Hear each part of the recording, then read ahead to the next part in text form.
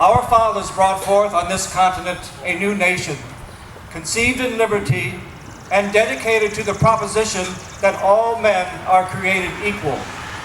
Now we are engaged in a great civil war, testing whether that nation or any nation so conceived and so dedicated can long endure. We are met on a great battlefield of that war.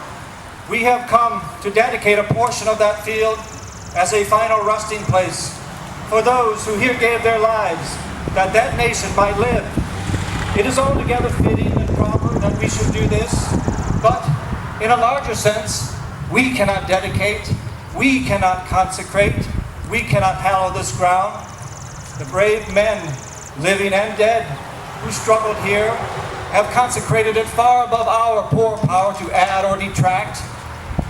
The world will little note, nor long remember what we say here, but it can never forget what they did here. It is for us, the living rather, to be dedicated here to the unfinished work which they who fought here have thus far so nobly advanced.